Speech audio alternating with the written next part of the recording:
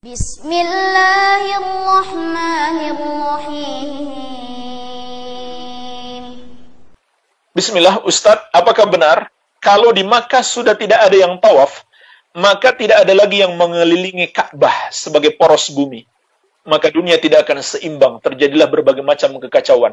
Tolong penjelasannya. Ini termasuk ucapan tanpa ilmu. Termasuk ucapan tanpa ilmu. Kalau seandainya itu benar, jemaah sekalian, tidak mungkin para ulama melarang untuk tawaf di Ka'bah atau melarang memasuki Masjidil Haram di hari-hari seperti ini. Nggak mungkin. Jadi jemaah sekalian, ini termasuk ucapan tanpa ilmu. Iya. Justru hari ini, kalau kita biarkan orang tawaf berkumpul bersama, itulah yang akan menyebabkan kekacauan. Itulah yang akan menyebabkan kemudaratan. Karena sudah dimaklumi. Kalau terjadi perkumpulan orang, maka virus corona ini akan semakin tersebar. Itu fakta, itu bukti.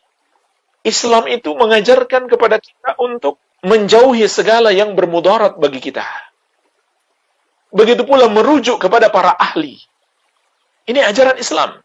Wa idza ja'ahum amrun minal amni awil khaufi adza'u bihi walau radduhu ila rasul wa ila ulil amri minhum la'alimahu alladhina yastanbitunahu minhum. Apabila datang kepada mereka berita tentang keamanan dan ketakutan, mereka langsung menyebarkannya. Andaikan mereka kembalikan kepada Rasul dan ulil amri di kalangan mereka, maka yang ingin mendapatkan kebenaran akan mendapatkan dari Rasul dan ulil amri tersebut. Syekh As-Sa'di rahimahullah menjelaskan dalam ayat ini terdapat kaidah adab bahwa segala sesuatunya hendaklah kita serahkan kepada ahlinya. Jadi ini ajaran Islam. Sekarang semua ahlinya sudah berbicara. Semua ahli kesehatan melarang kita berkumpul-kumpul. Begitu pula semua para ulama-ulama besar dari seluruh negeri. Makanya jemaah sekalian, kita sadari kita ini bodoh dalam urusan agama. Jangan kita berpendapat sendiri. Dan jangan kita tertipu dengan para da'i yang menyimpang itu. Yang berpendapat seperti ini. Para ulama besar dari seluruh negeri. Dari negeri Haramain, Makkah dan Madinah. Ulama di sana semuanya sepakat. Dari Mesir.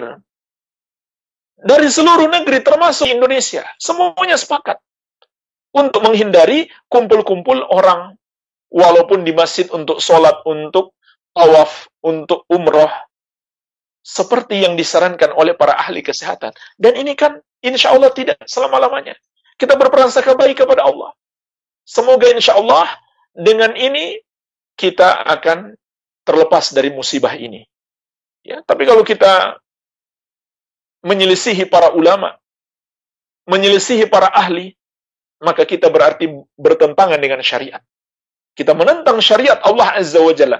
Justru itulah yang kita harus takutkan, yang akan membuat tambah kacau, tambah besar musibah yang menimpa kita. Tapi kalau kita merujuk kepada para ulama, maka insya Allah Ta'ala, ini termasuk perintah Allah. Begitu pula merujuk kepada para ahli, ini adalah perintah Allah. Begitu pula melakukan sebab-sebab, itu adalah perintah Allah dan Rasulnya, agar kita terhindar dari mara bahaya. Jemaah sekalian, dalam riwayat Muslim, Rasulullah SAW pernah menyuruh pulang seorang utusan dari satu negeri untuk memasuki Madinah. Kenapa jemaah sekalian? Sebelum dia masuk kota Madinah, Nabi SAW mendapatkan kabar. Beliau itu penderita penyakit kusta. Maka Nabi SAW melarang dia masuk kota Madinah. Artinya apa? Di situ kita bisa petik pelajaran. Islam menyuruh kita mengambil sebab. Walaupun kalau dia datang ke kota Madinah, dia bisa sholat di Masjid Nabawi yang pahalanya luar biasa. Dia bisa berdoa di situ yang mustajab. Tapi tetap Rasulullah SAW melarang. Karena syariat menyuruh kita untuk menjauhi sebab-sebab yang menjerumuskan kita dalam bahaya atau menjerumuskan kaum muslimin di dalam bahaya. Jadi ini ajaran Islam yang dipahami para ulama. Jadi jangan kita mengandalkan pemahaman kita, lalu kita menyelisihi para ulama. Ya. Jadi ini pendapat tanpa ilmu. pendapat orang-orang bodoh, pendapat para dai yang tidak bersandar kepada ilmu. Ya. Namun sebagai tambahan faidah, memang ada hadis Rasulullah sallallahu alaihi wasallam bersabda, "La taqumus sa'ah hatta la yuhajja al-bait." Tidak akan terjadi hari kiamat sampai tidak ada lagi yang berhaji ke Baitullah. Jadi jemaah sekalian, hari kiamat terjadi kalau sudah tidak ada lagi yang berhaji ke Baitullah.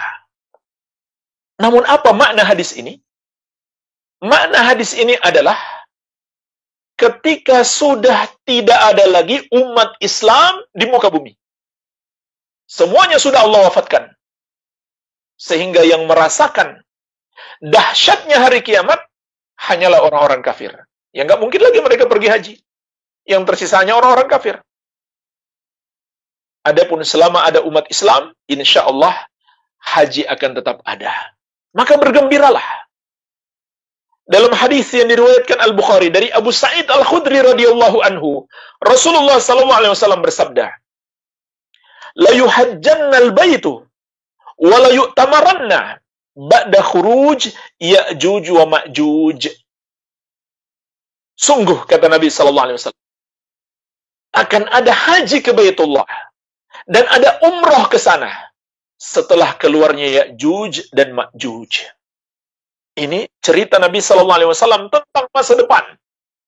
Tentang masa depan.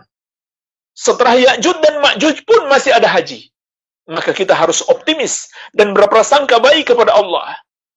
Insya Allah, dalam waktu dekat akan ada haji dan umrah. Begitu seorang muslim, prasangka baik kepada Allah subhanahu wa ta'ala. Janganlah berprasangka buruk.